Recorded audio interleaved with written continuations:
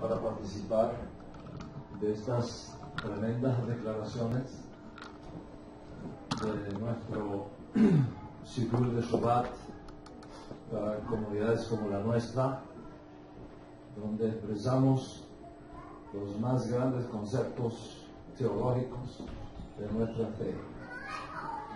אנחנו מפעילים כל תחנוננו, זהו ישוע המשיח.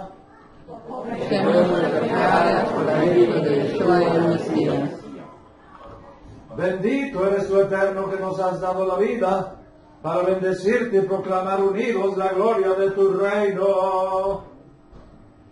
He aquí que nosotros unimos ahora nuestra alma a nuestro justo Mesías para recibir los méritos del salir de Israel y contar así con la cultura de su Kedushá para subir a las gradas celestiales y entrar en la presencia del Hakadosh Baruj Hu y depositar allí nuestro sacrificio de la mañana, expresando la ofrenda de nuestros labios.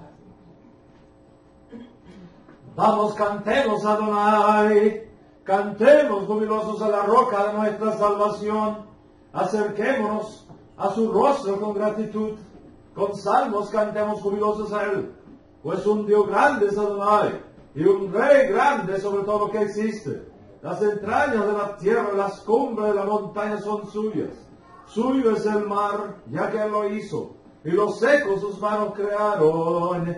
Vamos, postrémonos e inclinémonos ante Adonai nuestro Hacedor, pues él es nuestro Dios y nosotros por su pastoreo y rebaño de su mano, y digan amén. Amén. Canten a Adonai un canto nuevo, canten a Adonai toda la tierra, canten a Adonai, bendito su nombre, anuncien de día en día su salvación, declaren entre las naciones su gloria, entre todos los pueblos sus maravillas, pues grande es a Adonai y alabado grandemente temible es él sobre todo lo divino. Pues todos los dioses de los pueblos son vacuidades, Adonai en cambio los cielos hizo. Honor y majestad ante él, fuerza y belleza hay en su santuario. Atribuyen a Adonai familia de los pueblos, atribuyen a Adonai gloria y fuerza. Atribuyen a Adonai la gloria de su nombre, alcen tributo y vengan a sus atrios, póstrense ante Adonai. En la belleza del santo tiembla ante toda la tierra. Declaren entre las naciones Adonai reina. Juzgará la tierra con justicia y la gloria del gran Dios cubrirá las naciones. Mujeres.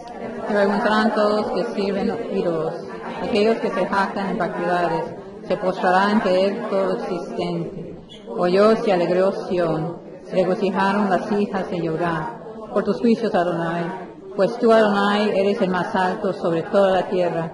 Grandemente fuiste exaltado por sobre todo lo que existe. Bendito es el Eterno por siempre y para siempre, nuestro uno y único Dios, desde la eternidad hasta la eternidad, y decimos amén. Hombres. La luz está sembrada para el justo y para los rectos de corazón la alegría.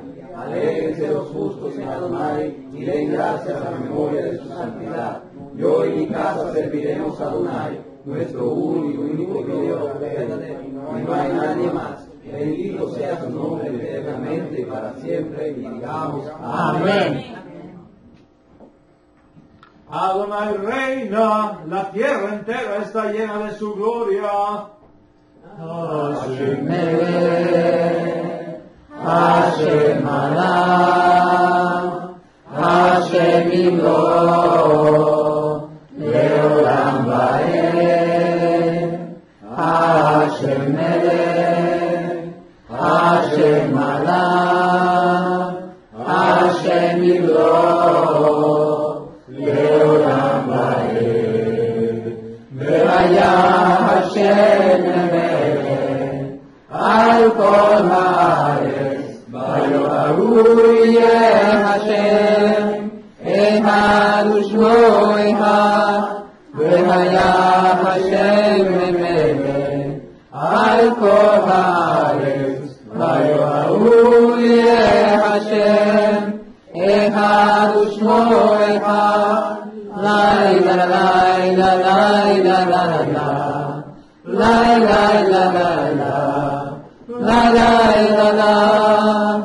La la la la. Hashem. Canten a Adonai un canto nuevo, pues maravillas ha hecho. Salvación para él de su diestra, de su brazo santo. Ha anunciado Adonai su salvación. Ante los ojos de las naciones descubrió su justicia. Un salmo cantado para el día de Shabbat. Bueno es agradecer a Adonai y cantar a su nombre altísimo. Pronunciar por las mañanas su amor y su lealtad por las noches. Con el arpa y con el decacordio, con una canción solemne de lira, pues me ha alegrado Adonai con tu obra, sobre las obras de tus manos cantaré alegremente. Grandes son tus obras, Adonai, muy profundos son tus pensamientos. Un hombre ignorante no sabe, y atolondrado no entiende esto. Al florecer los impíos como la hierba, y al prosperar todos aquellos que obran iniquidad, solo es para su destrucción eterna. Pues he aquí que tus enemigos, Adonai, he aquí que tus enemigos se perderán, dispersos serán todos aquellos que obran iniquidad. Alzaste como el búfalo mi cuerno, me ungiste con aceite fresco, descubierto a mis ojos aquellos que me acechan, cuando se alzaron contra mí los malvados, lo oyeron mis oídos, y el justo como la palma florecerá, como el cedro en el Líbano crecerá, plantados en la casa de Adonai, en los atrios de nuestro Dios florecerán, aún florecerán en su vejez, vigorosos y frescos serán, para decir que recto es Adonai mi roca, en quien no hay injusticia. Oh Señor, abre mis labios y publicará mi boca tu alabanza.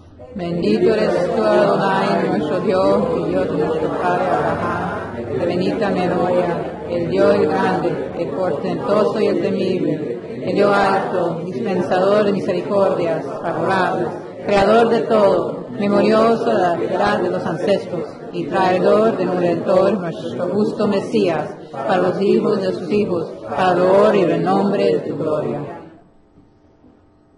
Bendito eres tú, Adonai, escudo de Abraham, escudo nuestro, escudo de tu pueblo Israel. Tú eres poderoso para siempre, Adonai, para vida a los muertos, grande eres en salvación. Be'eman ata ve'ayom metim, baruch ata Adonai me'ayem metim. Y confiado eres tú para dar vida a los muertos, bendito eres tú, Adonai, que da vida a los muertos. Baruch Elo Adonai mimekomo. Bendita es la gloria de Adonai desde su morada. Haznos retornar nuestro Padre a tu Torah, y acércanos nuestro Rey a tu servicio, y devuélvenos en un retorno completo ante ti, pues fuimos robados, alejados de ti y extraviados por senderos de oscuridad, nosotros y nuestros ancestros, y obligados a servir a dioses extraños en una provincia apartada. Pero tú, Adonai, fuiste compasivo y misericordioso. Enviaste en nosotros la luz de tu Torah, la luz de tu justo Mesías, y nos encontraste y nos trajiste de vuelta a tu santa casa. Bendito eres tú, Adonai, que deseas el retorno de todas las ovejas perdidas de la casa de Israel. Amén. Perdónanos, nuestro Padre, pues hemos transgredido. Indúltanos, nuestro Rey, pues hemos hecho mal. Pues tú eres el Dios bueno e indulgente. Bendito eres tú, Adonai, que con gracia abundas en perdonar a nosotros y a nuestros ancestros, y a nuestros hijos y a los hijos de nuestros hijos con amor. Cúranos, Adonai, y seremos curados. Sálvanos y seremos salvos, pues nuestra alabanza eres tú.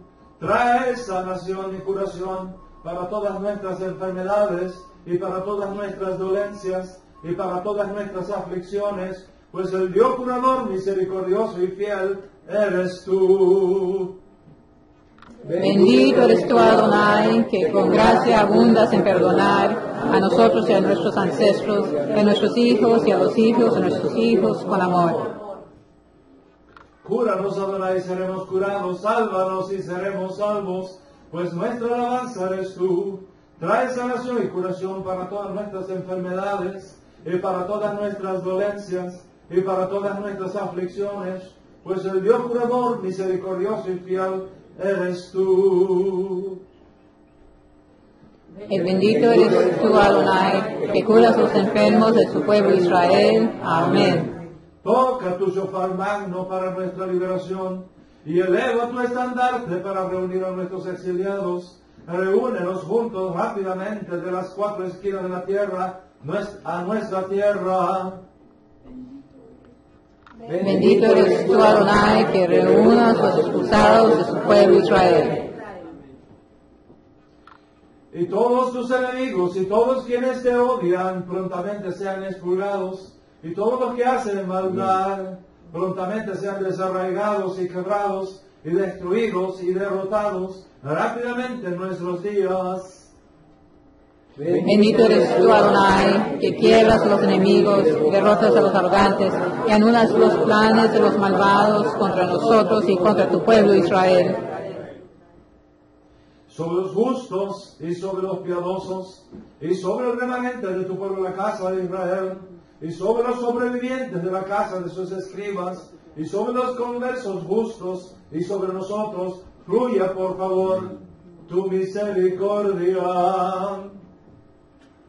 Adonai, nuestro Dios, otorga buena recompensa a todos los que confían en tu nombre verdaderamente, y pon nuestra suerte con ellos, y que nunca nos avergoncemos, pues en ti confiamos, y en tu gracia magna verdaderamente reposamos. Bendito eres tú, Adonai, reposo y confianza es de los justos. Nuestro Dios y de nuestros ancestros, se le venga, llegue, sea vista y sea recibida, sea escuchada, sea considerada y sea recordada delante de ti, nuestra memoria y la memoria de nuestros ancestros, la memoria de Jerusalén, tu ciudad. La memoria del Mesías, hijo de David, tu siervo, y la memoria de tu pueblo, la casa de Israel, para la supervivencia, para el bien, para la gracia, el amor y la misericordia en este sagrado día de Shabbat.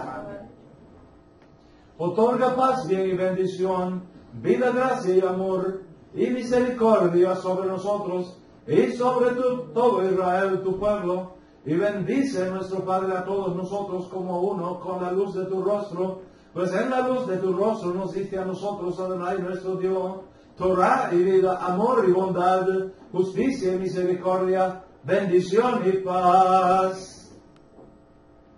Que sea bueno ante tus ojos bendecirnos, bendecir a todo el pueblo de Israel con gran fuerza y paz. Amén.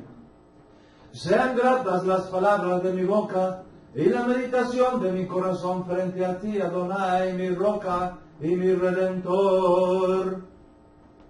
Mi Dios, guarda mi lengua del mal y mis labios de decir falsedad, y que ante mis maldictores mi alma calle y mi alma sea humilde como el polvo en todo. Abre mi corazón a tu Torah, y que tus mismos que has apartado para mí persiga mi alma. Sean gratas las palabras de mi boca y la meditación de mi corazón frente a ti, Adonai, mi roca y mi redentor. El que hace la paz en las alturas, Él en su misericordia hará la paz sobre nosotros y sobre todo Israel. Amén.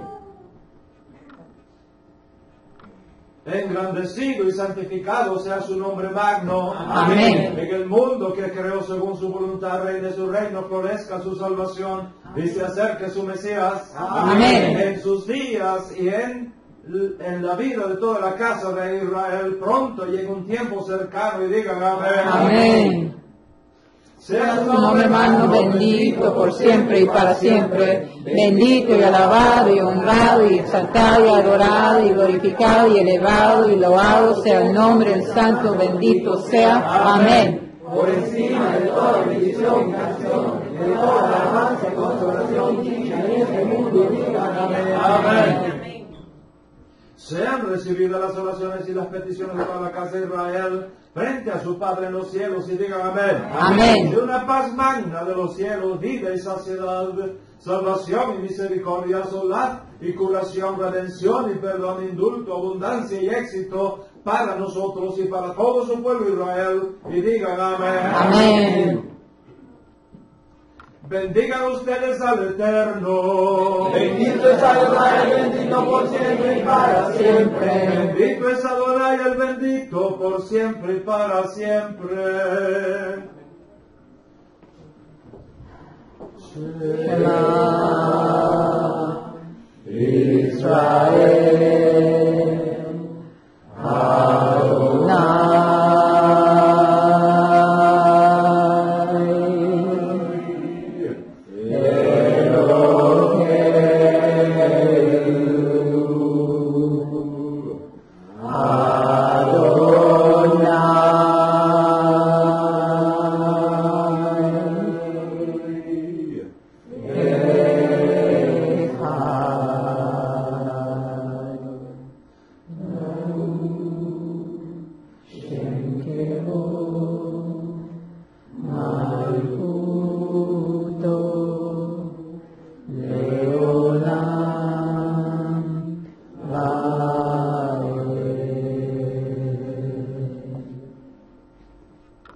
Y amarás al Eterno tu Dios con todo tu corazón, con toda tu alma y con todos tus bienes.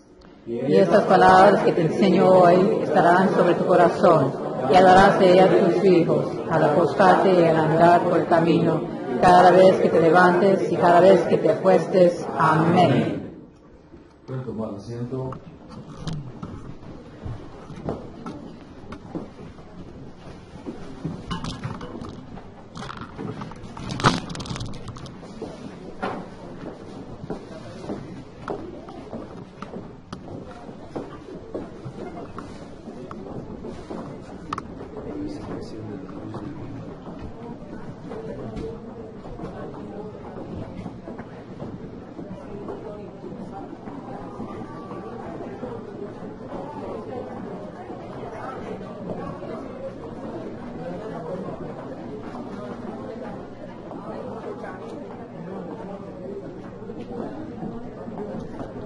Bueno, desde Nueva York, la ciudad santa de América,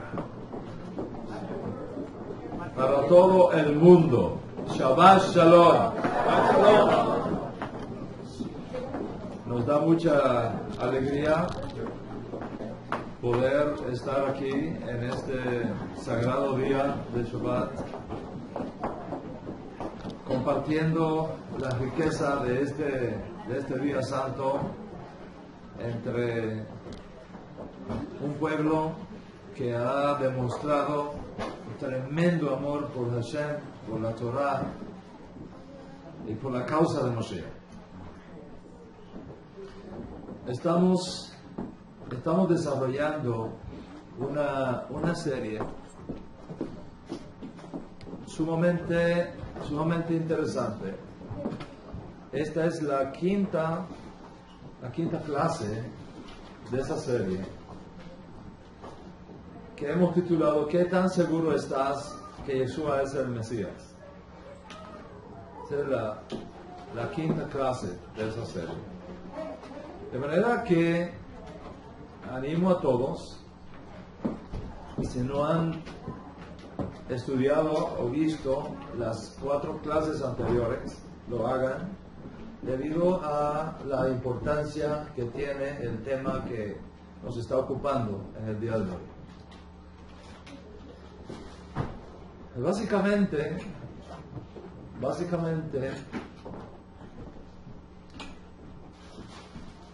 mucha gente se pregunta cuál es la razón por la que el pueblo judío, como nación, no como persona, porque personas es diferente, como nación, no reconoce todavía a Yeshua como Mashiach. ¿Cuál es la verdadera razón por la que eso existe? Por la que esto está pasando. Debido al hecho de que en la historia se dieron escenarios de antisemitismo por parte de los cristianos contra el pueblo judío, conversiones forzadas, pogroms, persecuciones,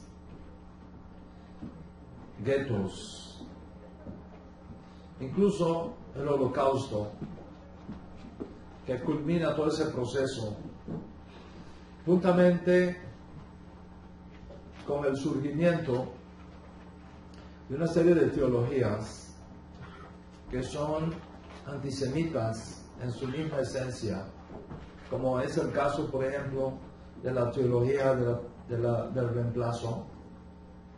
Un ejemplo, la teología del reemplazo, una teología que enseña que la Iglesia ha reemplazado a Israel como el nuevo pueblo de Dios, que el hecho de que el pueblo judío rechazó a Yeshua como Mesías lo descalificó para ser el pueblo, que Dios se divorció del pueblo judío y se buscó otra mujer, y esa otra mujer es la Iglesia. La Iglesia es el nuevo Israel. Eso se llama la teología del reemplazo. Esa teología, como también, por ejemplo, la teología de la transferencia, en la cual algunos teólogos cristianos transfieren a Israel todas las maldiciones que hay en la Torah y transfieren a la Iglesia todas las bendiciones. Se conoce como la teología de las transferencias. Y más teologías que podríamos estar hablando acá, como la teología dispensacionalista y otras teologías más. La suma de todo eso, más los esfuerzos, vamos a asumir por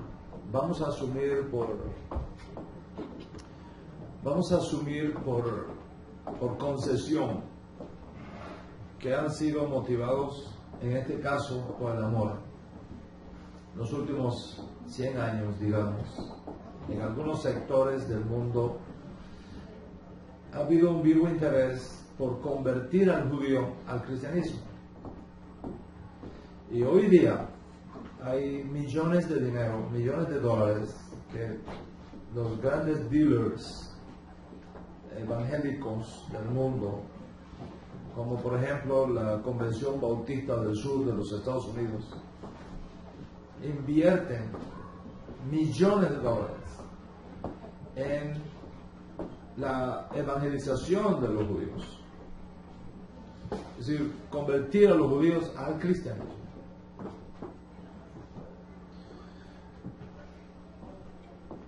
Por ejemplo, en una iglesia en California, una iglesia evangélica en California, un judío fue convertido a esa iglesia, y el día que le hicieron el bautismo al judío, pues ya saben cómo se hace el bautismo, ¿no? En nombre del Padre, del Hijo y del Espíritu Santo. Se hace el bautismo, lo trajeron al frente, y para demostrar a todos que ya no era judío sino cristiano, le trajeron un sándwich de puerco para que se lo comiera delante de todos. Ese es el sello. Mira, ahora ya no eres más judío, ahora eres cristiano. O sea, toda esta situación, la suma de todo esto contra nuestro pueblo, lógicamente ha creado toda una defensa de parte del pueblo judío, de los pensantes del pueblo judío, de los maestros, los rabinos, filósofos judíos, que se rebelan contra estos esfuerzos de conversión, como si el judío necesitara convertirse a Dios. Nada más ilógico. Un musulmán como estos que hicieron este desastre ayer en Francia, sí necesitan convertirse al Dios de Israel. Porque el Dios de ellos no es el Dios de Israel. Y convertirse significa dejar a un Dios falso y volverse a un Dios verdadero. el pueblo judío no tiene al Dios falso, tiene al Dios verdadero. Por lo tanto, el judío no se puede convertir a Dios porque ya lo tiene. Tiene al Dios verdadero. La Biblia de unos grupos egipcios, por ejemplo, se llama el libro de la muerte. Así se llama, el libro de la muerte. Cuando ellos se conviertan al Dios verdadero, tendrán que cambiar la Biblia de ellos por la auténtica Biblia, que es la Biblia hebrea, la Torá. Pero cuando un judío vuelve al Eterno, no necesita comprarse una Biblia nueva, porque la Biblia que nosotros tenemos es la única verdadera, la Torá, que vive y permanece para siempre. O sea, debido a todas estas circunstancias que han venido ocurriendo por siglos, el pueblo judío se ha defendido, por supuesto, de todos estos procesos de conversión. ¿Por qué? Porque el Jesús que le han presentado al pueblo judío no tiene nada que ver con el Yeshua que vivió en Israel y que enseñó Torah en Israel y que vivió haciendo bienes y sanando a todos los enfermos judíos que había en Israel y proclamando al pueblo judío que había llegado el tiempo para volverse a Dios de todo corazón. No convertirse, volverse, regresar al Dios de Israel de todo corazón. De todas estas circunstancias, Rabotai, ha creado que la imagen del Mesías que el cristianismo le presenta al pueblo judío está distorsionada. Le están presentando a un Jesús que no es el Yeshua judío. Y lógicamente, el pueblo judío no puede aceptar eso. Y lo ha hecho con argumentos muy fuertes y muy sólidos. Entre estos argumentos está la idea de que Jesús no cumplió con ninguno de los requisitos mesiánicos establecidos en la Torá, que Jesús no cumplió con los fundamentos proféticos que establecen la identidad del auténtico Mesías de Israel. Por ejemplo, que según los profetas el Mesías tiene que traer paz al mundo. Jesús no lo trajo. ¿No ve? Según la Torá, según los profetas hebreos, el Mesías tiene que eliminar la idolatría de la tierra. Jesús no lo hizo.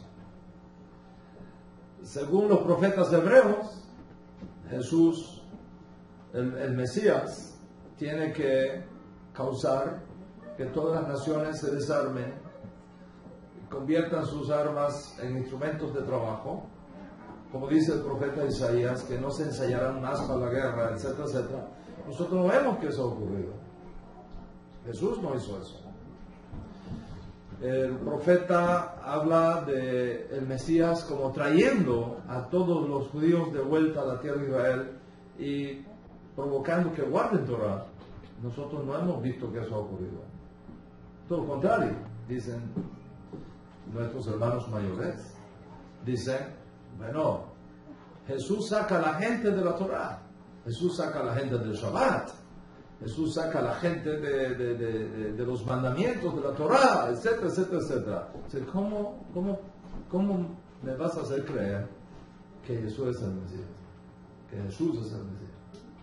Esos son básicamente los argumentos que hay en la mesa. Cuando las personas que están regresando a las raíces hebreas de la fe se encuentran con estos argumentos, su fe en Yeshua puede ser comprometida. Eso es muy importante que usted siga cada palabra que yo hablo. Cuando yo hablo de Jesús, no estoy hablando de Yeshua. Son dos figuras históricas completamente diferentes. Pero la imagen que tiene el pueblo judío de Yeshua es Jesús. Y consecuentemente, todos estos argumentos se han elaborado en contra de Jesús. pero no necesariamente califican cuando hablamos de Yeshua. ¿Qué pasa? Que cuando la gente descubre al Yeshua judío y se desconecta del Jesús creado en los concilios humanos, el Jesús creado por los teólogos, el Jesús creado por la historia posterior a la realidad del Yeshua judío, del cual nos hablan nuestras fuentes antiguas, al encontrarse con estos argumentos aplicados también a Yeshua, su fe en Yeshua como Mashiach se ve muchas veces comprometida. Por esta y muchas otras razones, algunos se han desligado de Yeshua y han negado a Yeshua como Mashiach. Y otros han ido un poco, incluso más allá, de volverse los peores enemigos de Yeshua. Y otros han ido hasta más allá todavía. Más allá todavía. Volverse nuestros propios enemigos, ya a nivel personal. Eso ha pasado siempre, está pasando y va a pasar en la historia de la humanidad. El tema que estamos tratando en esta serie es respondiendo a uno de los muchos argumentos que hay en este sentido, en el cual hemos dicho y hemos enseñado que desde el punto de vista de la Torá, de los profetas y de la teología judía acerca del Mesías, el Mesías tiene dos funciones extraordinarias que realizar en dos momentos diferentes. Y esas dos funciones, en esos dos momentos diferentes, se expresa en una frase de el Mesías aparece, se esconde y reaparece.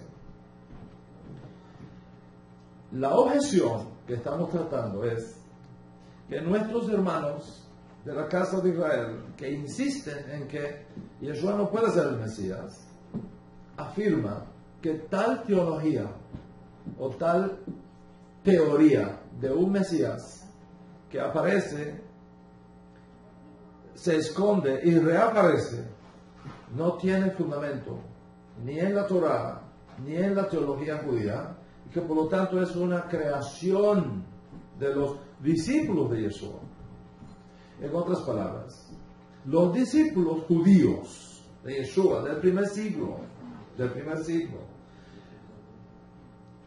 enseñaron a su generación, dijeron a sus contemporáneos que Yeshua es el Mesías.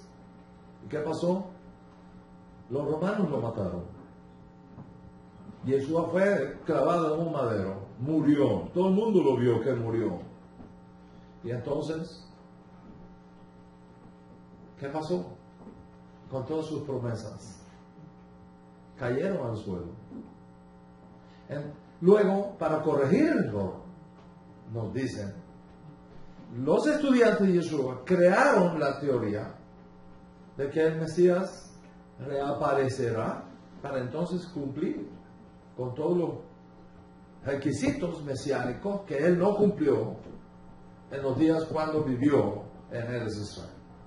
Y que tal idea de un Mesías que aparece, se esconde y reaparece no está en la Escritura y no está en la teología judía, no existe en el pensamiento judío.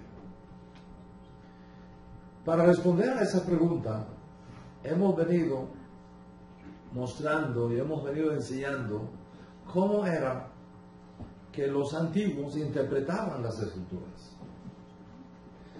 Porque nosotros vivimos en el siglo XXI y consecuentemente nosotros no podemos tomar nuestra mentalidad moderna y aplicarla al estudio de la Torá, que es un libro antiguo, extremadamente antiguo, donde se manejaban conceptos, donde se manejaban estrategias, donde se manejaban metodologías de interpretación que son completamente diferentes a las que nosotros manejamos en el siglo XXI. Ese es básicamente, en resumen, todo lo que hemos hablado en las 4 clases previas.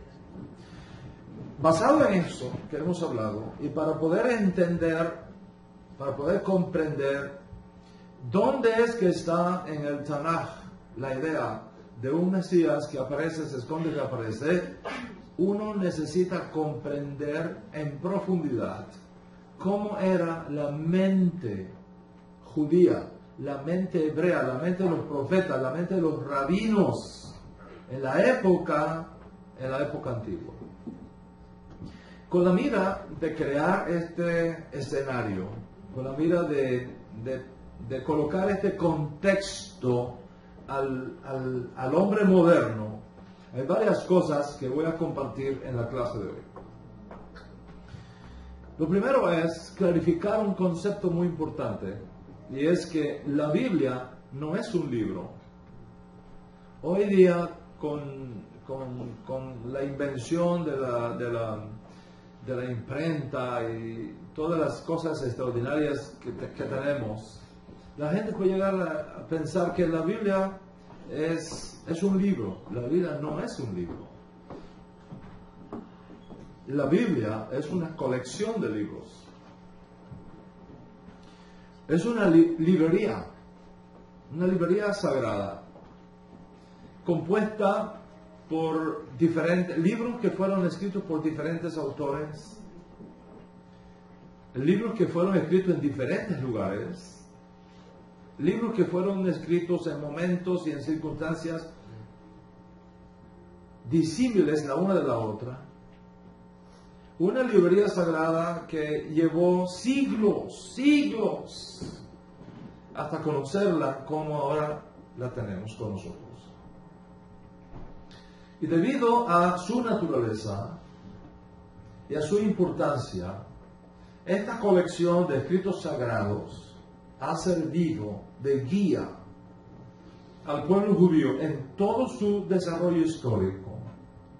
Y lógicamente los cambios sociales, los cambios económicos, los cambios políticos y espirituales que experimentaron cada una de las generaciones que se sucedían en la historia de nuestro pueblo, tanto internamente como a nivel mundial, requirió un acercamiento y una interpretación diferente del texto sagrado o de los textos sagrados para hacerla relevante a las nuevas circunstancias que se estaban presentando. Uno de los errores más comunes que se pueden cometer al abordar este tema es ignorar que Israel no existe aislado del mundo que le rodeó y que nos rodea en toda nuestra historia. Por ejemplo, la fiesta de Hanukkah, que ya viene de camino, que algunas semanas, Bezrat Hashem, vamos a disfrutar de esta fiesta, es el resultado de la relación entre Israel y sus vecinos greco-sirios. De manera que no puedes pensar que Israel es algo de Marte, que está en Marte, por allá en una nube. No existe eso. Israel es un país como Estados Unidos, como Cuba, como Francia, que los eventos que ocurren alrededor tienen una tremenda implicación en la vida de cada uno de nosotros. Por siglos, en todo ese proceso histórico, por siglos, el pueblo judío volteaba sus ojos constantemente a esta colección de escritos sagrados que eran vistos como solemnemente sagrados, para encontrar allí no solamente la historia de sus antepasados, no solamente los días de gloria que se vivieron en épocas pasadas por las generaciones previas, sino que se acercaron a esta colección de escritos sagrados para encontrar allí un cuerpo de instrucciones divinas, una guía para la conducta diaria, incluso para encontrar en esos textos sagrados una luz de esperanza para el futuro. Como te puedes imaginar, muchas manos participaron en este proceso, escribiendo estos libros, editándolos y finalmente interpretando el texto sagrado para la generación de turno. Y fueron ellos, los escritores humanos de estos libros, los editores de estos libros, los que fueron poniendo juntos estos libros, y sobre todo los intérpretes antiguos, los que establecieron las bases sobre las cuales nosotros hoy día, en el siglo XXI, tenemos que acercarnos a las Sagradas Escrituras. De esta Escritura, su preservación, su edición, su transmisión, su interpretación de este cuerpo de literatura sagrada, dependió siempre la vida nacional judía, pero sobre todo el pueblo judío ha dependido siempre de la interpretación del texto sagrado para conducir su vida nacional. Es decir, cómo interpretar y aplicar el texto antiguo a las nuevas condiciones que se van presentando en el camino. Esa fue, Rabotai, la actividad intelectual más extraordinaria que pudo alguna vez realizarse. Desde el padre, que tenía que contar a sus hijos la obra de la redención extraordinaria, obrada por el Dios Altísimo, hasta el profesional del servicio en el templo, los Kohanim, los sacerdotes, los Leviín, los levitas, pasando por las diferentes fuerzas intelectuales y civiles de la nación, como eran los profetas, los jueces, los abogados, los fiscales, los reyes de Israel. La interpretación de la Escritura fue entonces casi un oficio divino del cual todo Israel era responsable. Por ejemplo, en Deuteronomio, capítulo 32, verso 7, se establece, y cito: acuérdate de los días de antaño. Acuérdate de los días de antaño. Considera los años de todas las generaciones. Pregunta a tu padre, ¿lo ves? Pregúntale a tu padre y él te lo hará saber. Pregúntale a tus viejos, a los abuelos, a los ancianitos. Pregúntales a los ancianos y ellos te lo dirán.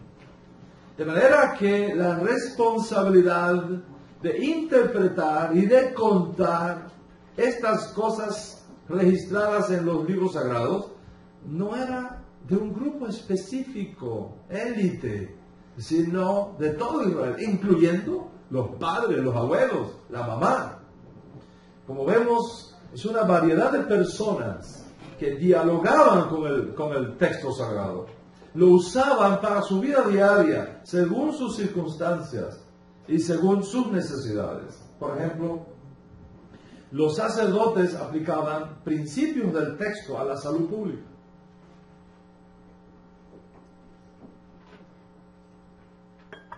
¿Por qué? Porque en el antiguo Israel, los sacerdotes eran los médicos de la comunidad.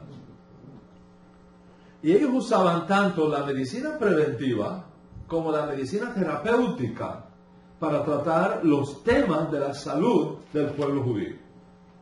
Eso eran los sacerdotes, pero estaban los jueces, los magistrados, los sabios que legislaban, que explicaban el texto sagrado, incluso como consejero de los tribunales y de los monarcas. El padre y la madre eran los primeros maestros en el hogar. Y como establece el texto previamente leído, ellos eran los primeros responsables de la educación básica de las nuevas generaciones. Tenemos también los profetas. Los profetas eran los grandes visionarios, realizando una variedad de funciones capaces de tomar el texto sagrado y aplicarlo a la nueva circunstancia que está viviendo el país, incluso anticipar cuáles podrían ser las naciones que se levantaran dentro de una generación en contra del pueblo judío. Y por lo tanto había que prepararse para esos eventos del porvenir. Por eso los profetas eran vistos como los videntes. Los videntes. Es decir, eran capaces de ver la mano del Dios Altísimo donde nadie la veía. Ellos eran capaces de ver las cosas por venir, como si ya hubiesen venido. Y tenían uno de los oficios más complejos que uno pudiera imaginar. No había figura más poderosa en Israel que los profetas. Este principio puede ser visto, por ejemplo, la tremenda declaración que hace un rey pagano sobre un profeta gentil. Cuando yo diga esta frase se van a acordar quién fue. Ven y maldíceme a este pueblo, porque el que tú bendigas es bendito, y el que tú maldigas es maldito. Mire hasta dónde la figura de respeto y de temor infundía el profeta en aquellos días. Por eso es que en la mayoría de los casos los profetas fueron vistos como los varones de Dios. Varón de Dios, el varón de Dios, el varón de Dios, el hombre de Dios. En el año 587, antes del nacimiento de Yeshua, antes de la era común, ocurrió algo desastroso en Israel. Algo desastroso en Israel. Algo así, pero centuplicadamente, como el impacto que creó en todos nosotros el ataque y destrucción de las dos torres gemelas aquí en New York. Lo que se conoce históricamente como la cautividad babilónica fue un evento catastrófico para nuestra nación judía. Ocurrió en varias fases. Los historiadores cada vez insisten en la idea de que posiblemente fueron varias oleadas, 597, después 587, después 582. Finalmente, para decirlo en dos palabras, la destrucción de Jerusalén y del templo de Jerusalén por los babilonios en el siglo VI, antes de nuestra era común, fue un evento que nunca antes había ocurrido en toda la historia de Judea. Aunque previamente Samaria había caído y el reino del norte había sido silenciado, nadie podría imaginarse que sucediera tal cosa a Jerusalén. Nadie podría imaginarse que sucediera tal cosa al templo del Dios viviente en Jerusalén. Pero sucedió. Y entonces vienen las preguntas. ¿Dónde estaba el Dios de Israel cuando los paganos destruían su casa?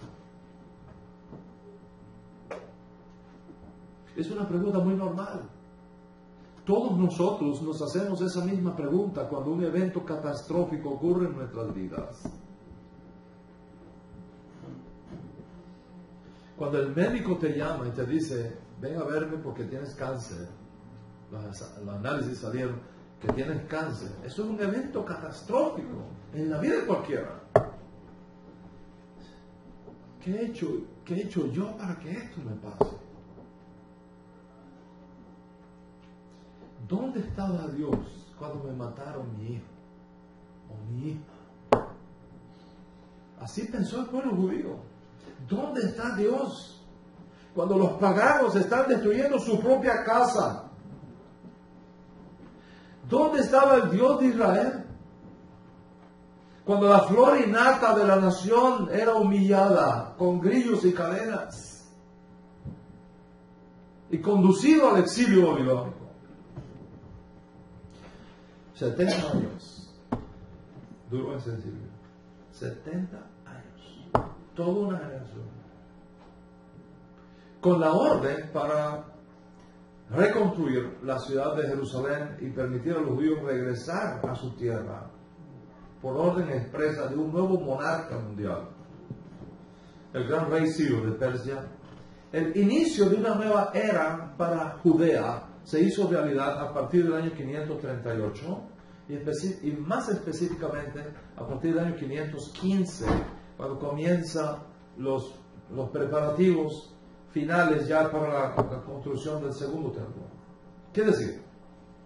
La reconstrucción de Jerusalén y la reconstrucción del templo fue la prioridad en la agenda de los judíos que comenzaron a regresar del exilio babilónico, y si fuese posible, la restauración de la dinastía davídica, es decir, la reinstalación de la monarquía davídica en Israel. El sueño de los que regresaron fue un sueño extraordinario, pero no se hizo total realidad, sino solo parcialmente. Ciertamente Jerusalén fue reconstruida, ciertamente el templo fue reconstruido, pero no la monarquía davídica. La casa de David no pudo llegar a coronarse rey de Israel. Mucho menos se estableció la monarquía. Judea se quedó como una provincia bajo el control y supervisión de la gran potencia de aquel momento, Persia, hoy Irán. El único remanente seguro de la casa de David fue Zorobabel. Lo lograron poner como gobernador, como lógico aspirante al trono de David, pero ese evento no pudo concretarse. Ese sueño no se pudo realizar. Y Zorobabel desaparece de la historia judía tan rápidamente como apareció. La arqueología, por ejemplo, ha demostrado que no hay evidencia de total autonomía judía después del retorno del exilio babilónico, sino dependencia política de los grandes jugadores mundiales de aquella época, iniciándose con los persas, que les permitieron regresar y continuar, luego con los griegos, hasta que finalmente más tarde, después de un breve respiro político, los romanos fueron los encargados de quitar el cetro de Judá que habían gozado los hasmoneos por aproximadamente un siglo. Rabotai, toda esta realidad histórica creó el escenario para la continuidad de los que regresaron de Babilonia con el texto sagrado. Con el texto sagrado. ¿Qué tiene la Torá de Hashem que decirnos ahora? Y es este tiempo en que aparece una edición y una reedición, con la aparición de nuevo material de interpretación propio para ese momento. Profetas que surgen en este tiempo, incluso profetas sin tradición profética, es decir, profetas que no provenían de la escuela de profetas, surgen en este periodo. Es el caso de Oseas, de Joel, de Amós, con una nueva necesidad, como había sido en la época norteña, de reinterpretar el texto ahora en el sur, en las nuevas condiciones, dialogar con el texto sagrado y explicarlo para que pudiéramos entender lo que estaba pasando, y no solamente lo que estaba pasando, sino lo que podría pasar en un futuro cercano. Se levantan en este tiempo profetas como Zacarías, como Malaquías, que están denunciando los males que estaban aquejando la vida nacional recién formada, bajo hechos de corrupción, tanto a nivel del sacerdocio, como a nivel de los jueces, como a nivel de anemia espiritual de todo el liderazgo en sentido particular y del pueblo judío en sentido general. Malaquías, por ejemplo, denuncia el uso de animales ciegos no aptos para el sacrificio, que eran traídos al templo. Apatía del pueblo, preocupados más por sus propias casas que por el propio templo de Hashem. Zacarías, por su parte, no podía ser más crítico en su mensaje a la nación para esta época. Capítulo 13 de Zacarías, versos 4 y 5, por ejemplo, nos dicen: también sucederá aquel día que los profetas se avergonzarán cada uno de su visión cuando profeticen, y no se vestirán el manto de pelo para engañar, sino que cada uno dirá: no soy profeta, soy labrador de la tierra, porque un hombre me vendió como esclavo en mi juventud. De manera que, junto con los auténticos profetas, había falsos profetas, que estaban interpretando mal el texto sagrado y que tenían dudosa procedencia.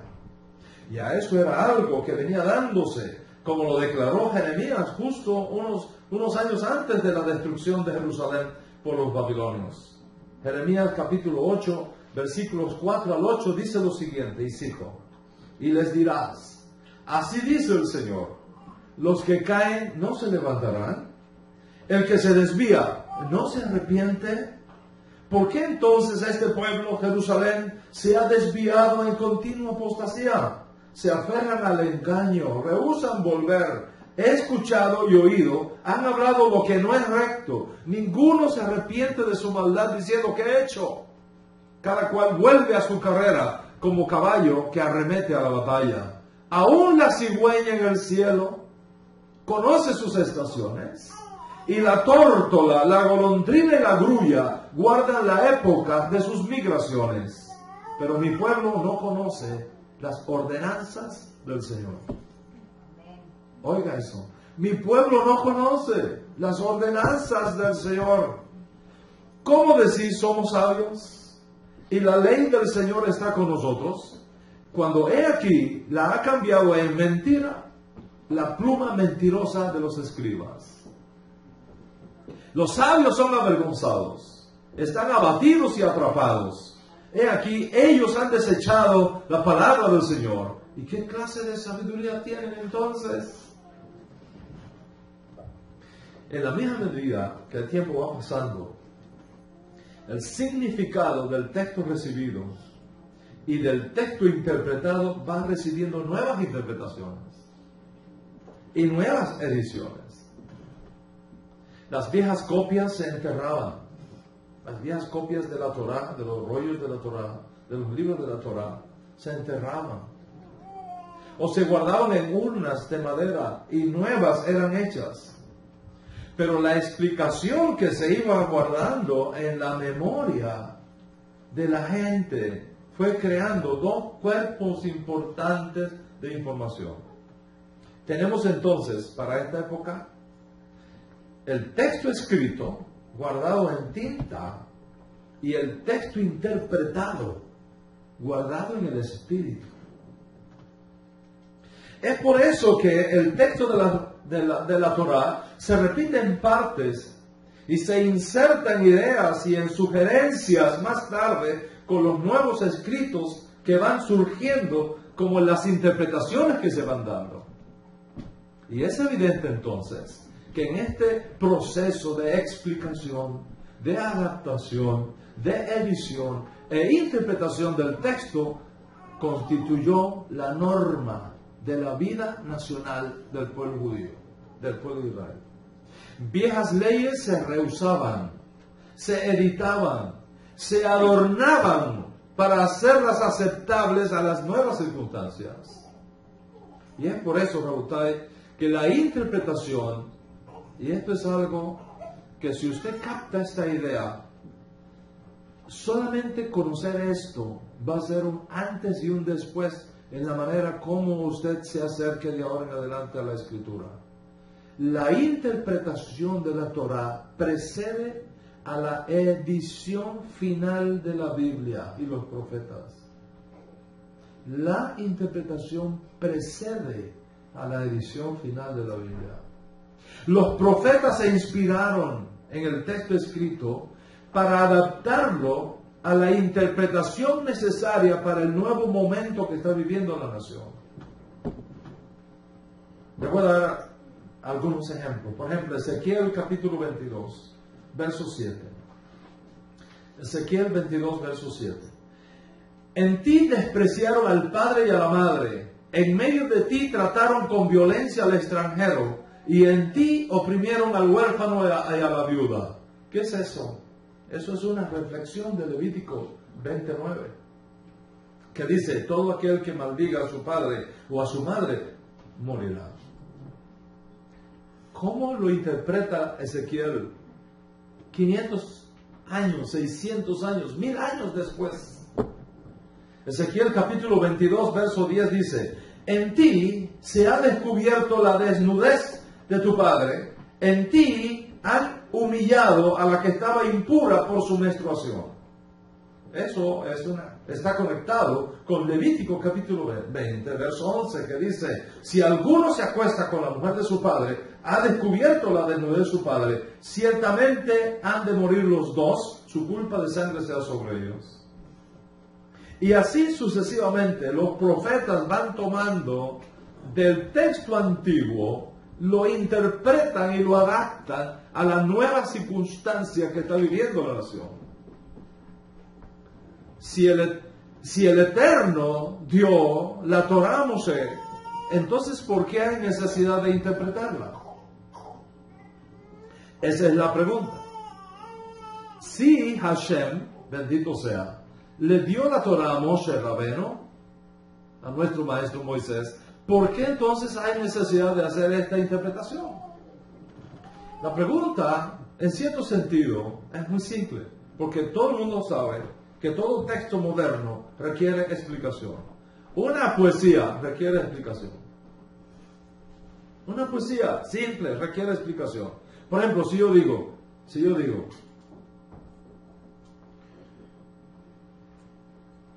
el día que nací sin sol mi madre dijo, flor de mi seno, o magno generoso. ¿Qué quiere decir? Es una poesía. ¿Qué quiere decir? ¿Qué quiere decir?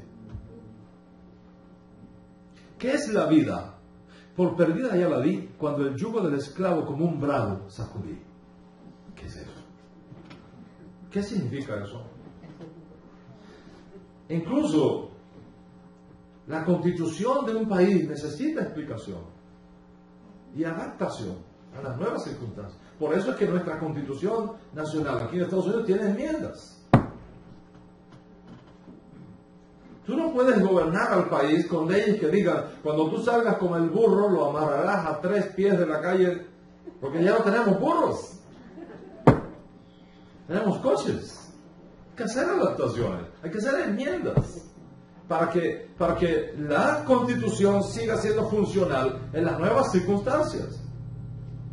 Las palabras, incluso, yo no sé cuántos de ustedes vieron el último debate republicano por Fox, ¿ok?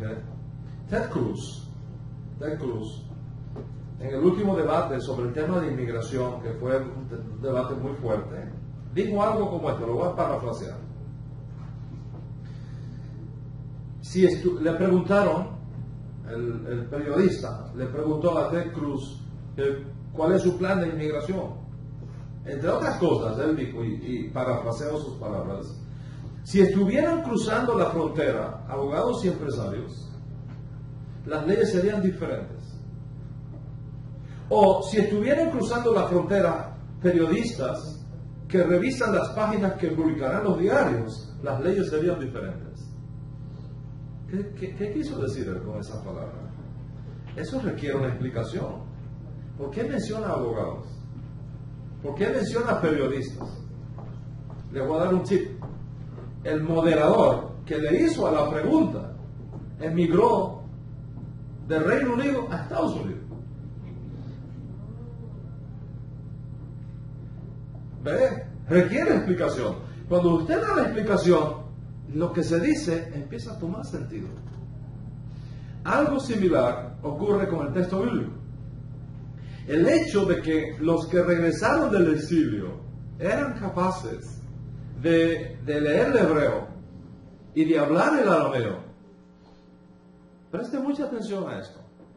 El hecho de que los judíos que regresaron del exilio en diferentes olas, en la época de Nehemías, de Ezra, del profeta Ageo, de Malaquías, de Zacarías, los judíos que regresan a partir del cumplimiento de los 70 años anunciados por el profeta Jeremías, a pesar de que ellos sabían hebreo y sabían arameo, no necesariamente podían leer el hebreo de la Torá, porque ese hebreo de la Torá estaba escrito en un hebreo antiguo de 1400 años atrás.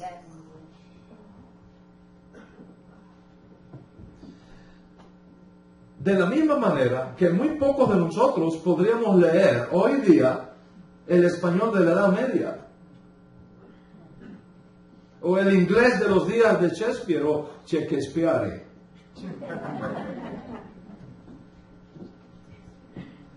Se requería preservar el texto, pero también copiarlo de forma entendible, de editarlo de forma entendible a la nueva generación y de explicarlo. ¿Por qué? Porque muchas palabras cambian de significado de generación en generación. De la misma manera, los que regresaron del exilio escuchaban palabras escritas en la Torá, pero no las entendían. No la entendían. Estaban escritas en el rollo, pero no la entendían. Y por eso se requería explicarlas. Y eso es precisamente lo que nos demuestra la escritura post-exilio babilónico. Por ejemplo, Ezra, capítulo 8, a partir del verso 1. Preste atención a este texto tan interesante. Ezra 8, a partir del verso 1. Se reunió todo el pueblo. Estos son judíos que regresan del exilio babilónico, después de 70 años de cautividad. Ubícate más o menos en el año 480 antes del nacimiento de Yeshua. Es decir, 1400 años después que Moshe escribió la Torá. Aproximadamente. Se reunió todo el pueblo como un solo hombre en la plaza que estaba delante de la puerta de las aguas y pidieron al escriba Ezra que trajera el libro de la ley de Moisés que el Señor había dado a Israel. Entonces el sacerdote Ezra trajo la ley delante de la asamblea de hombres y mujeres y de todos los que podían entender lo que oían. Todos los que podían entender lo que oían. Es decir, había quienes no podían entender. Oían, pero no entendían. ¿Qué pasa con muchos muchachos aquí hoy en día? Y con mucha gente aquí. Posiblemente hay personas aquí hoy en día que no entienden bien lo que yo estoy diciendo. Lo oyen, but don't have comprehension. I understand you, but I don't comprehend you. The comprehension is out. Algo pasaba acá, similar. De todos los que podían entender lo que oían. Era el primer día del mes séptimo. Y leyó en el libro frente a la plaza que estaba delante de la puerta de las aguas, desde el amanecer hasta el mediodía, en presencia de hombres y mujeres y de los que podían entender. Y los oídos de todo el pueblo estaban atentos al libro de la ley. El escriba Esdras estaba sobre un estrado de madera que habían hecho para esta ocasión. Junto a él, a su derecha, estaban Matatías, Shema, Arías, Urías, Hilcías, Maasías. Y a su izquierda estaban Pedaías, Misael, Malquías, Hasum, Hasbadaná, Zacarías y Mesulam. Y abrió Esdras el libro, lo desenrolló, porque no había, me acuerdo que no había imprenta en aquella época. Desenrolló el libro en vista de todo el pueblo, porque él estaba más alto que todo el pueblo. Y cuando lo abrió, todo el pueblo se puso de pie. Entonces Ezra bendijo al Señor, el gran Dios, y todo el pueblo respondió amén, mientras alzaban sus manos, y después se postraron y adoraron al Señor rostro en tierra. También Jesúa, Bani, Serebías, Jamín, Acub, Sabetai, Odías, Masías, Kelita, Azarías, Ozabed, Anán, Pelaías y los levitas explicaban. ¿Está escuchando ahora? Esdras leyó, pero no entendía. Entonces todos estos explicaban la ley al pueblo, mientras el pueblo permanecía en su lugar. y leyeron en el libro de la ley de Dios, pero lo traducían y le daban el sentido para que la gente entendiera la lectura. ¿Se da cuenta lo que está pasando acá? Se leía, pero no se entendía. Entonces se requería traducción, se requería interpretación para que la gente le tomara el sentido a lo que Moisés había dicho 1400 años antes, 1300 años antes. Vamos al caso de Caín, por ejemplo, en el Génesis capítulo 4. Eso es un ejemplo que les voy a dar. ¿Cuál es la queja de Caín? Caín, Génesis 4:3. Caín dice, y Caín dijo a Hashem, mi castigo es demasiado grande para soportarlo. Mi castigo es demasiado grande para soportarlo. Los intérpretes antiguos tuvieron que explicar esto al pueblo, porque la idea de castigo se había dejado de usar en el vocabulario del hebreo moderno post-exílico. Esa palabra ellos no la entendían. ¿Cómo interpretaron entonces el texto? Lo tradujeron de esta manera. Y Caín dijo al Señor, mi castigo es demasiado grande para ser perdonado. Entonces entendieron que lo que Caín quiso decir cuando dijo mi castigo es muy grande para soportarlo, significaba mi castigo es muy grande para ser perdonado. Sí, total cambio de emoción, un sentido completamente diferente. Por otro lado, no era el uso del infinitivo en los días de Moisés igual al uso del infinitivo del hebreo que ellos hablaban cuando regresaron de Babilonia. No era lo mismo el causativo de la época de Moisés al causativo de la época de los judíos que regresaron de Babilonia. Todo eso requería interpretación, edición, corrección, explicación. Algunos temas bíblicos presentaban problemas serios para las nuevas generaciones. Les voy a dar el ejemplo, posiblemente el más representativo de todos, el caso del Shabbat. El Shabbat es uno de los temas más importantes de la Torah. ¿Por qué? Porque es señal de pacto entre el pueblo judío y el Dios de Israel. ¿Qué se requiere para santificar el Shabbat de forma apropiada? ¿Cómo se santifica el Shabbat de forma apropiada? Vamos a ir a Éxodo capítulo 20 y vamos a leer los versos 8 al 10. Éxodo 20, 8 al 10. Aquí se prohíben ciertas cosas. Veamos. Acuérdate del día de reposo para santificarlo. Acuérdate del día de reposo para santificarlo. 6 días trabajarás y harás toda tu obra. Bueno, si vamos a santificar bien el Shabbat, usted tiene que trabajar 6 días a la semana. ¿Cuántos días trabajas ahora en el mundo moderno del siglo XXI? 40 horas a la semana. 5 días. So, ¿qué haces? Tienes que trabajar 6. ¿Qué hace? ¿Qué hacemos en el siglo XXI con una jornada de trabajo de 40 horas? ¿Te das cuenta, Carlito? El problema que tenemos acá. Entonces, si queremos guardar bien la Torah, ¿cuántos días hay que trabajar? Doctor, 6 días. Según este texto, hay 6 días. Entonces, ¿cómo hacemos en nuestra generación? Que trabaja 40 horas. Y ahora hay semanas de 30 horas, según las nuevas disposiciones. Sigo leyendo. Empiezo de nuevo para que vean. Acuérdate del día de reposo para santificarlo. 6 días trabajarás y harás toda tu obra. Mas el séptimo día es día de reposo para el Señor tu Dios. No harás en él obra alguna, ni tú, ni tu hijo, ni tu hija, ni tu siervo, ni tu sierva, ni tu ganado, ni el converso que esté contigo.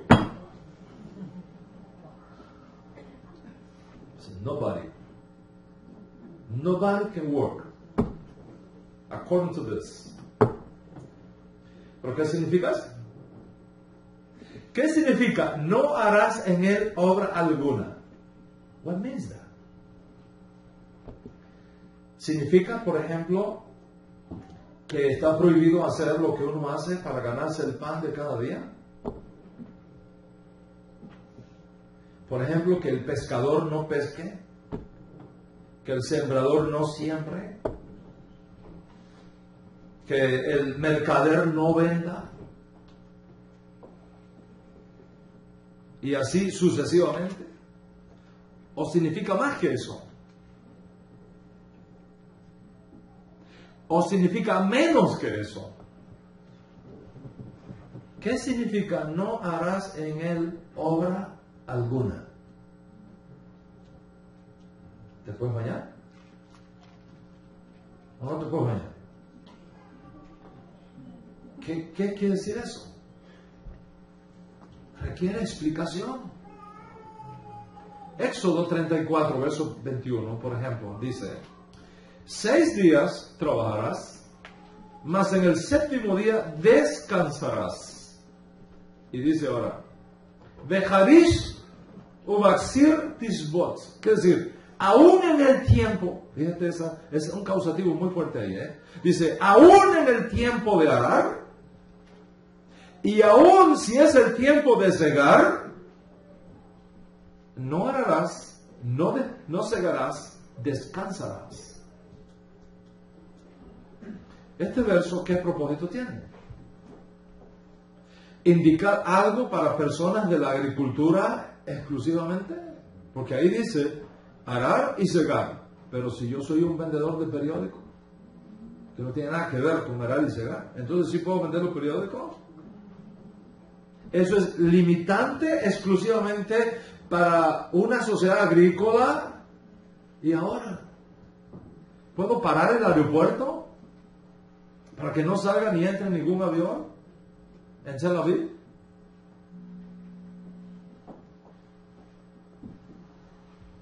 ¿Qué propósito tiene este texto? Porque la frase aún en el tiempo de arar y segar no indica que está prohibido algo, incluso que podría representar una pérdida económica si no se hace en el momento preciso. ¿Cómo explico esto a la gente? El texto está escrito, pero requiere interpretación. Y estoy hablando solo del Shabbat. Por ejemplo, Éxodo capítulo 35, verso 3, dice: no encenderéis fuego,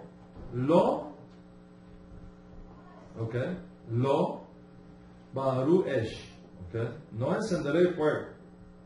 No encenderéis fuego en ninguna de vuestras moradas el día de reposo. El tiempo verbal ahí es causativo.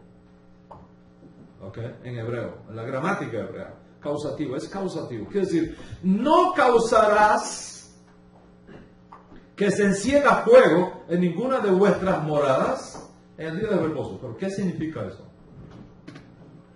¿No tener fuego encendido en Shabbat?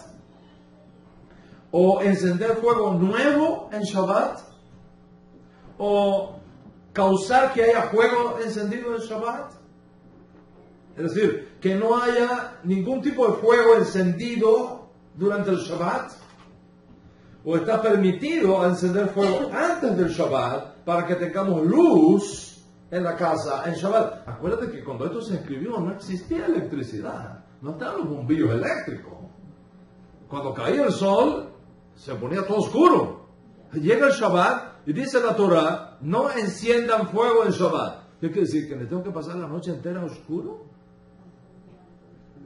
¿Que no puedo tener fuego encendido en Shabbat? Pero ¿qué tal si enciendo fuego antes que llegue el Shabbat? Pues ya llegó, pues ya está encendido. No lo encendí. Ya estaba encendido. ¿Se permite? ¿O qué tal si tengo una lamparita, una vela encendida aquí ya previo, pero el cuarto está oscuro? ¿Puedo tomar una vela y transferir fuego de la encendida a la otra vela? No estoy encendiendo, estoy transfiriendo. ¿Se puede o no se puede? Esto parece muy secular. Muy secular. Pero cuando tú tienes en cuenta que el Shabbat es señal de pacto, cuando tú tienes en cuenta que para el pueblo judío el Shabbat es descanso solemne para Hashem, entonces la comunidad judía tiene como meta andar en la ley del Dios Altísimo dada por medio de Moshe, y consecuentemente cómo guardar el Shabbat no es un asunto trivial. Guardar el Shabbat es un asunto de una relevancia suprema. Cuando a eso añades lo que dice Shemot capítulo 35 verso 2, ¿qué dice allí? Dice: 6 días se trabajará, pero el séptimo día tendréis un día sagrado, día de completo reposo para el Señor. Cualquiera que haga trabajo alguno en Shabbat morirá. Morirá. Y dice, cualquiera. El texto lo dice, Kol haoseh bo melachá yumat. Morirá. ¿Qué significa morirá? ¿La pena capital? Debido al hecho de que la propia ley de Moisés establece la pena de muerte para cualquier judío que viola el Shabbat, saber qué constituye una violación del Shabbat es un asunto de vida o muerte para la comunidad judía. Porque cualquier judío que viole el Shabbat puede ser castigado con la pena de muerte. Pero ¿qué significa pena de muerte? ¿Qué significa morirá? ¿En qué sentido morirá?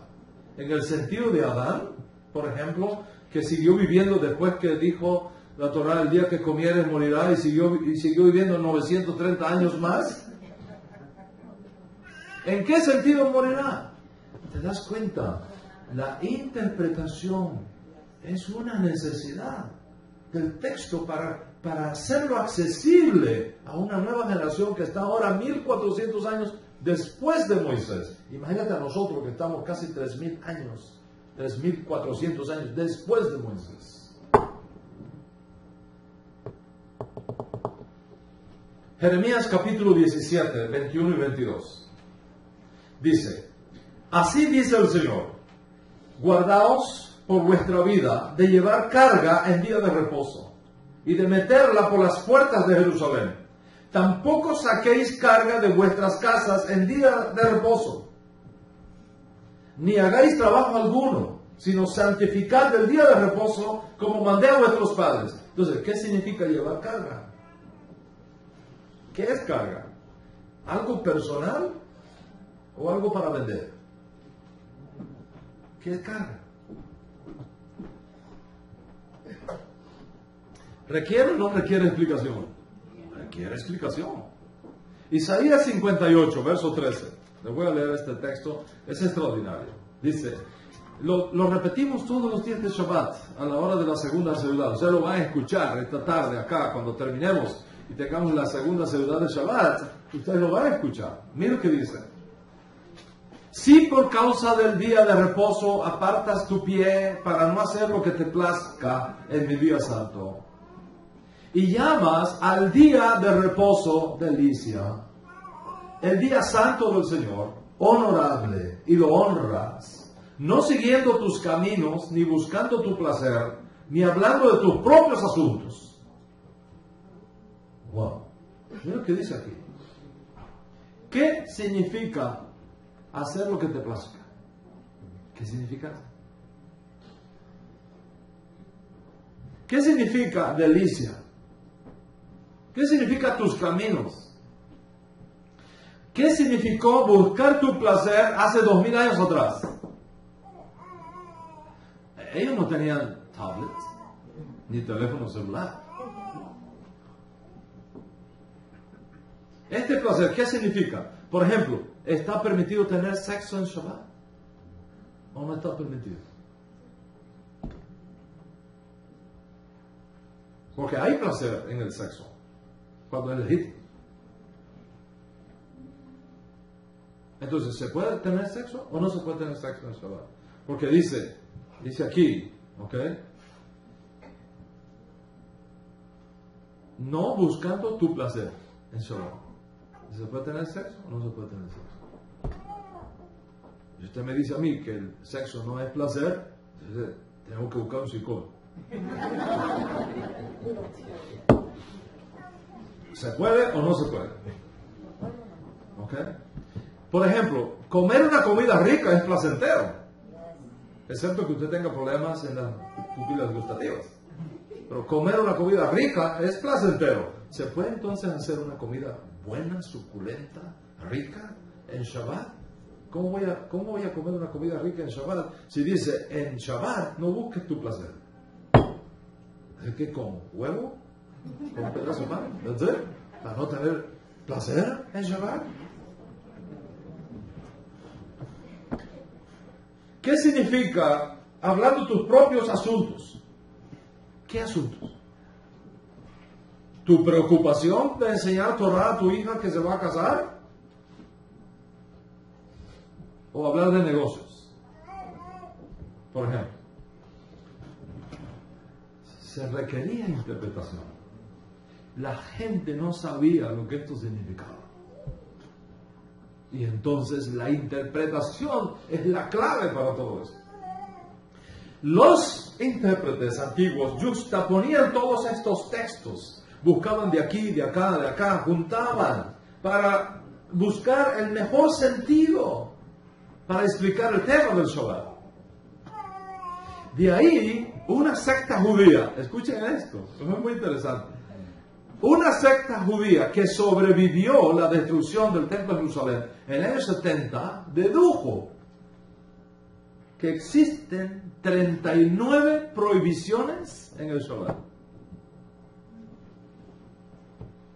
39 prohibiciones en el Shabbat. En otras palabras, si usted quiere cumplir el Shabbat como es, tiene que abstenerse de 39 cosas en Shabbat.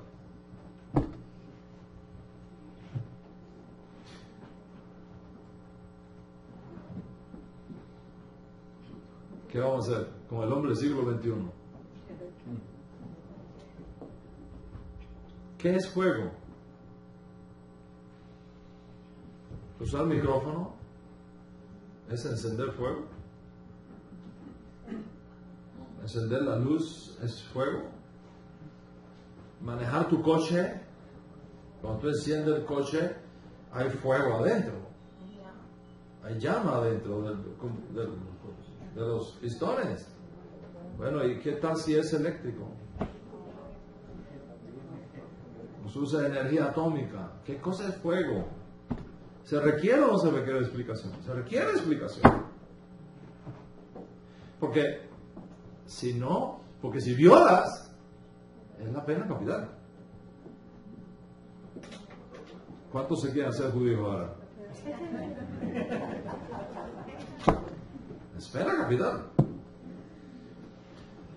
¿Qué hacían los intérpretes? Juxtaponían textos, comparaban textos para ver si lograban clarificar las cosas. Por ejemplo, Éxodo 12:15 con Deuteronomio 16:2. ¿Qué pasa cuando tú usas la metodología de comparar textos? Que en muchos casos clarificas, pero en otros casos confundes. Ojo, en muchos casos clarificas, pero en otros casos tú confundes. Vamos a ver esta confusión. Éxodo 12:15, ¿qué dice? Dice: el cordero será un macho sin defecto de 1 año. ¿Lo apartaréis de entre las ovejas o de entre las cabras? ¿Cómo? ¿Qué significa eso? El cordero será un macho sin defecto de 1 año. ¿Lo apartaréis de entre las ovejas o de las cabras? Pero si lo aparto de la cabra es un cabrito. Un cabrito no es un cordero. Entonces, ¿qué quiere decir ese texto? ¿Se está hablando de un cordero que esté entre los cabritos? y que tengo que separarlo de todos los cabritos. O puedo usar un cabrito para pesar. O puedo usar un cordero para pesar. Si yo justapongo, me veo en más problemas. ¿Por qué? Porque Deuteronomio capítulo 16, verso 2 dice: y sacrificarás la Pascua al Señor tu Dios como ofrendas de tus rebaños y de tus manadas. Aquí hay un problema. Porque rebaños y manadas puede incluir toro, vaca, cabritos, corderos, terneros, terneras. Entonces, ¿cómo es la cosa? ¿Puedo usar una vaca para pesar? ¿Puedo usar un ternero para pesar? Porque Deuteronomio dice de tus rebaños y de tus manadas. Pero en Éxodo dice cordero o cabrito. Pero acá después me dice, no, de tu rebaño o de tus manadas. ¿Cómo es? ¿Qué se puede usar entonces para pesar? Esto requiere explicación. Éxodo capítulo 12, verso 8 dice: comerán la carne esa misma noche asada al fuego, y la comerán con pan sin levadura y con hierbas amargas. Comerán la carne esa misma noche como Seli Esh. Seli Esh. Seli quiere decir asada, en barbecue. ¿Ok? Barbecue. ¿Han visto el barbecue? El pollo ese que se hace en barbecue. ¿Ok? Rostizado. Así tiene que comerse. Pero Deuteronomio capítulo 16 verso 7 dice otra cosa. Dice: y bishalta. Bishalta, dice, la cocerás, boiler, y la comerás. Entonces, ¿cómo es? ¿Asada o cocida? ¿Cuál de las dos formas es la correcta? ¿Cuánto están entendiendo lo que está pasando acá? Por ejemplo, Éxodo capítulo 20, verso 8, dice: acuérdate del Shabbat para consagrarlo. Acuérdate del Shabbat para consagrarlo. Acuérdate en hebreo es Sahor. Pero Devarim, capítulo 5, verso 12, dice: observa, Shamor, no Sahor, Shamor, el día de Shabbat, y conságraselo al Señor. Entonces, ¿cuál es? ¿Sahor o Shamor? O las dos. Si el propio Moshe dijo que no se puede añadir ni quitar una sola palabra, ¿cómo entonces acá dice acuérdate y acá dice obsérvalo? Dos palabras diferentes. Eso requiere explicación. Y podría pasarme horas mostrándoles por la escritura cómo esto funciona así. ¿Qué pasó aquí? Que estos señores fue objeto de disputa, asunto de controversias entre padres, educadores, jueces, sacerdotes, reyes, levitas, escribas, sobre el significado preciso de todas estas cosas. Pero no fue una discusión para destruir la Torah. No fue una discusión para anular la Torah. Fue una discusión sobre cuál es el correcto significado o la correcta interpretación de la Torah. Al final del día, todo se resume en una sola palabra. El judaísmo Rabotai es 10% Torah escrita y 90% interpretación. 10% Torah escrita, 90% interpretación. El caso del Mesías, que es el que nos ocupa, y con esto voy a terminar. El caso del Mesías es 10% escritura y 90% interpretación. El Mesías depende más de la interpretación que de lo que está escrito. ¿Por qué? Porque en ningún lugar de la Torah de Moshe, en el Pentateuco, en ningún lugar de la Torah se habla del Mesías. En ningún lugar de la Torah se habla del Mesías como el futuro y final redentor de Israel, en forma abierta, en forma específica. No se habla. Tenemos el caso, por ejemplo, de Bereshit capítulo 1, verso 3. Dice, y dijo Dios, sea la luz, y fue la luz. La luz vino a la existencia. Apareció la luz. Or, apareció. Or. Vayehi Or. ¿Qué luz es esta si el sol no había sido creado todavía? El sol fue creado al cuarto día y esto es el primer día. ¿Qué significa esa luz? Algunos sabios de Israel dijeron, esa es la luz de Mashiach, que fue, apareció y se escondió para ser revelada a los justos de una generación. Interpretación, pero eso no lo dice el texto, es una interpretación. Vamos a ir a Bereshit capítulo 49, versos 7 al 10. Dice, la bendición de Jacob sobre sus hijos. Cuando llega el caso de Judá, mira la bendición. Tú, Judá, serás alabado por tus hermanos, dominarás a tus enemigos, y tus propios hermanos se inclinarán ante ti. Mi hijo Judá es como un cachorro de león, o de leona, que se ha nutrido de la presa, se tiende al acecho como león, como leona, que nadie se atreve a molestar. ¿A quién se atreve a molestar a una leona con cachorro?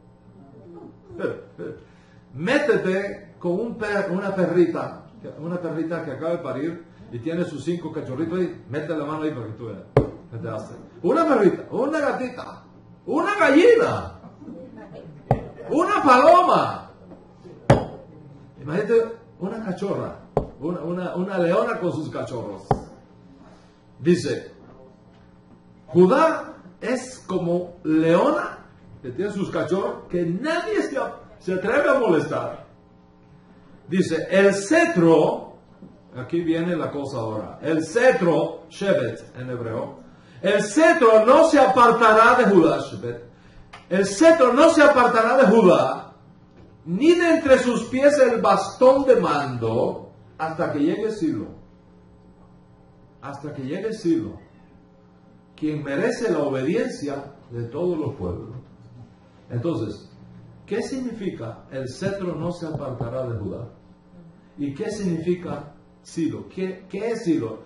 ¿Es una persona o es una cosa?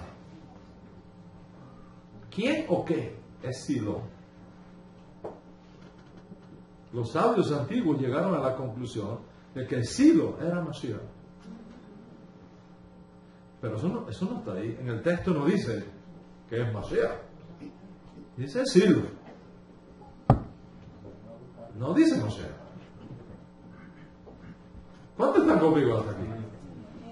Les voy a hacer esta pregunta. ¿De quién es hijo el Mesías? De David. ¿Right? El Mesías es hijo de David. ¿Okay? Pero ¿de quién es hijo David? De Isaí. Right? Right. Pero ¿de quién es hijo Isaí? De Obed. Right. Pero ¿de quién es hijo Obed? De Boaz o Boz. ¿Y quién fue la madre de Obed? ¿Con quien Boaz tuvo este hijo? Ruth. ¿Y de qué país era Ruth? Moabita. ¿Y qué dice Devarim 23:3? Les voy a leer. No podrán entrar en la asamblea del Señor los moabitas. ¿Observas? No podrán entrar en la asamblea del Señor los moabitas, ni sus descendientes. Dice el texto hebreo, at olam, hasta nunca. At olam, hasta nunca. Entonces, ¿cómo Ruth pudo entrar si es moabita? Imagina, el Mashiach desciende de David. David desciende de Isaí. Isaí desciende de Obed. Obed viene de una moabita y las moabitas no pueden entrar en la congregación de Israel. Entonces, ¿cómo Ruth entró?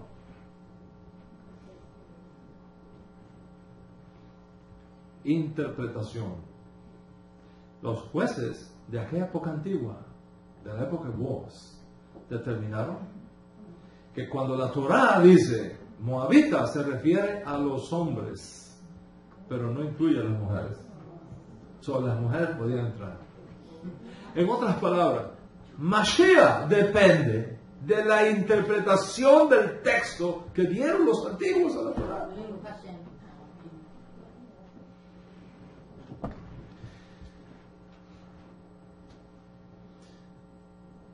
Hashem le dijo a Moisés: un profeta como tú, de entre tus hermanos, yo les levantaré. ¿Quién es ese profeta? Ese Naví. ¿Quién es? ¿Y por qué tiene que ser como Moisés? Como tú. ¿Por qué la Torah dice como tú?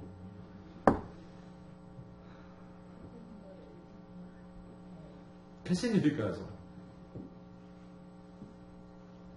Cuando la gente vio a Yeshua, cuando los judíos vieron a Yeshua haciendo lo que estaba haciendo y diciendo lo que estaba diciendo, dijeron: ¿no será el profeta? El pueblo judío relacionó al profeta con el Mesías. ¿Sobre qué base? Ahí no dice el Mesías, dice el profeta. No Mesías. Interpretación.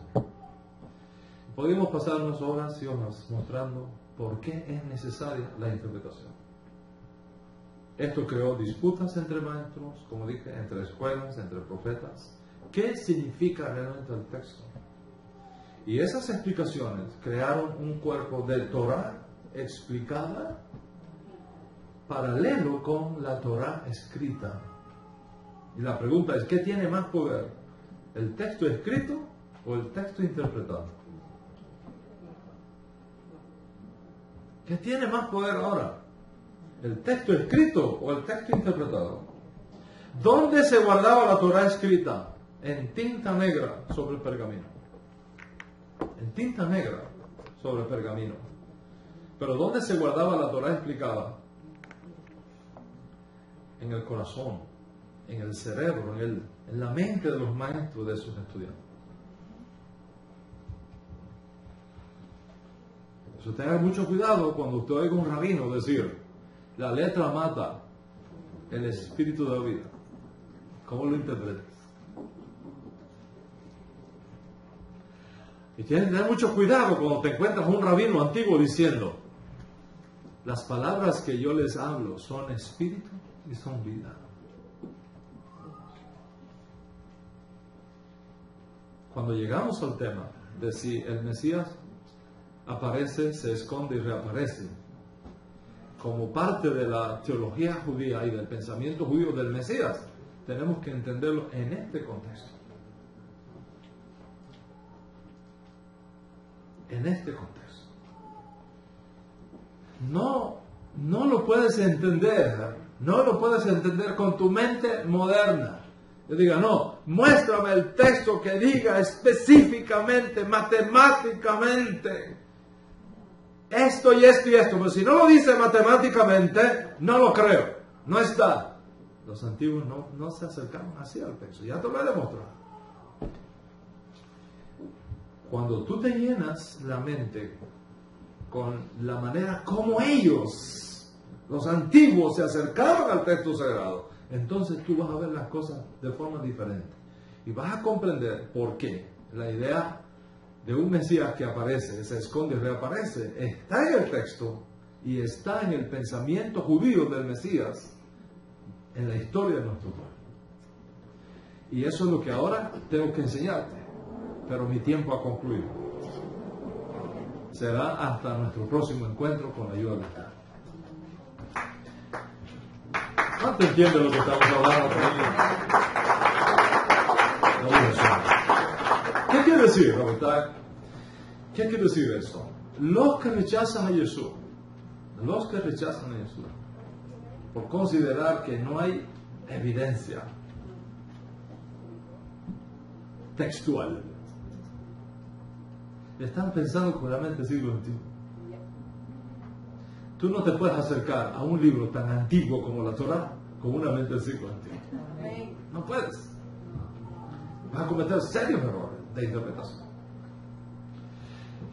Los que rechazan a Yeshua por considerar que no hay evidencia histórica verificable de su existencia, está en un tremendo problema. I have a deal for you. I have a deal for you.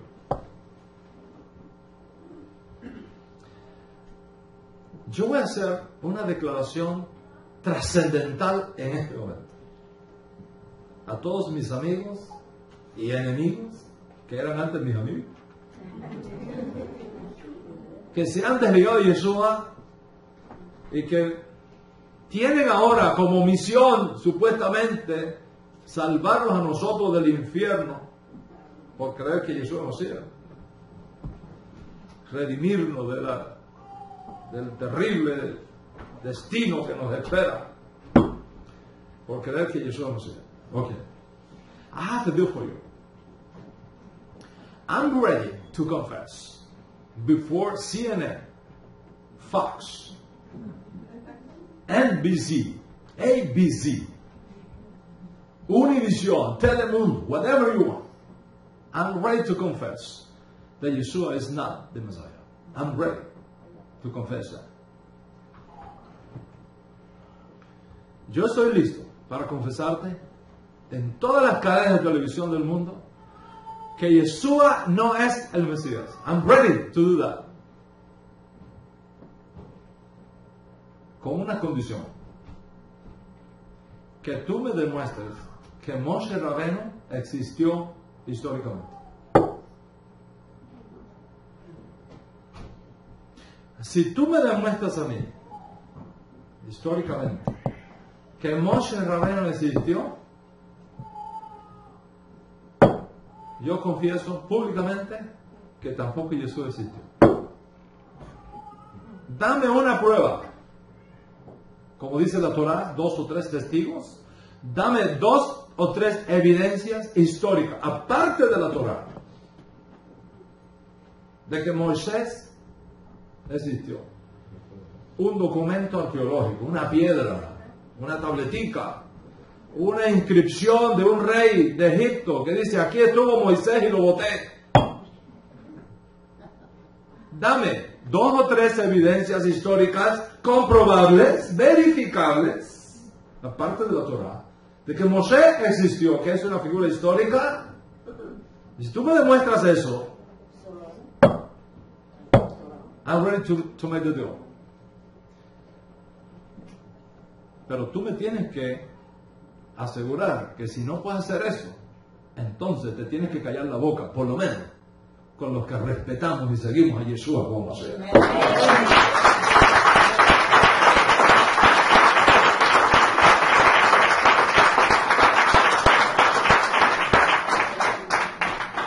¿Qué pasa? Que cuando muchos nuevos creyentes son confrontados con todas estas cosas, no saben cómo responder.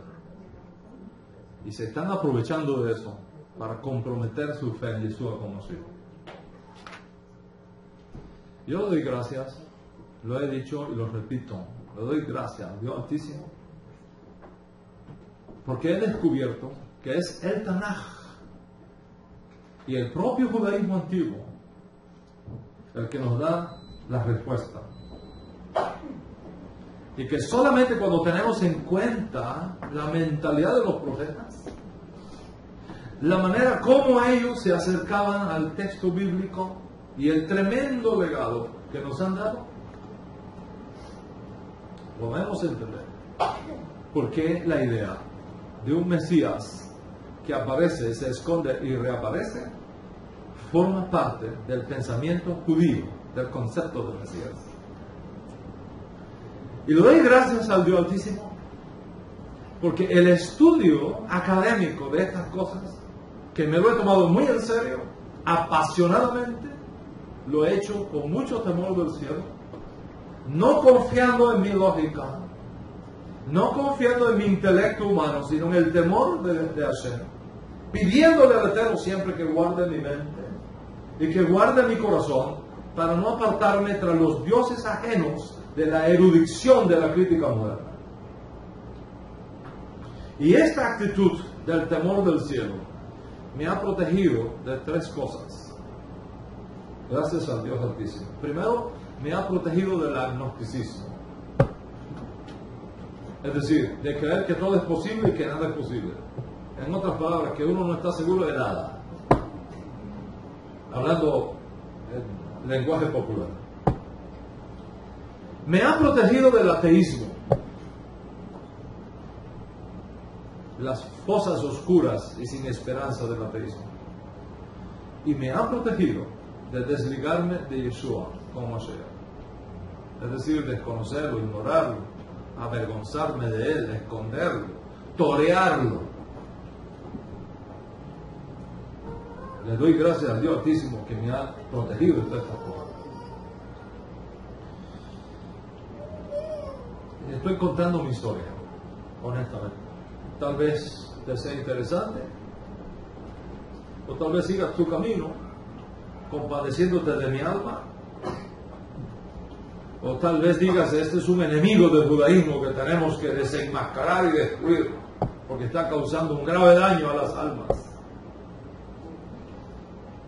Y entonces, pues, despilfarrar de mí por todos lados y procurar destruirme como tenga lugar. O tal vez puedas decir, espérate un momento, este es un hombre que no es un estúpido. Es un hombre inteligente, en serio. No es un neófito. Es un hombre que ha estudiado. ¿Qué razones tenga para mantenerse en su posición y en qué apoyarse? Es digno de considerar.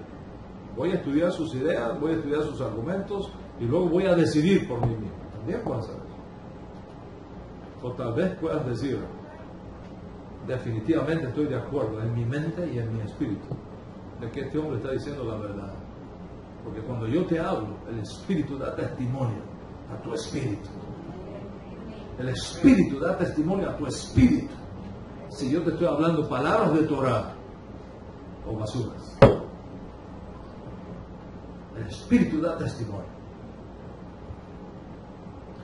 Y por lo tanto, tú sabes adentro de ti que te está llegando una verdad, te está llegando una luz. Y decidir yo voy a estar al lado de ese hombre, y yo voy a estar apoyando la tremenda labor davídica que el cielo le ha encomendado a este hombre. Cada uno es libre de considerar la evidencia. Y luego que haya agotado el análisis del caso en forma honesta y sin agendas escondidas, ni intereses personales, sino solo por el honor de la verdad, no importa a dónde nos lleve la verdad. No importan las consecuencias de seguir la verdad. Entonces, y solamente entonces, tomar lo que consideres que es lo mejor para ti, para tu familia, para tus hijos y para tu futuro. No solamente en esta edad presente, sino también en el mundo por venir. Entonces, ¿qué tan seguro estás de que Yeshua es el Mesías? Te respondo diciendo, ¿y tú qué tan seguro estás de que no es el Mesías? No te pierdas la próxima clase.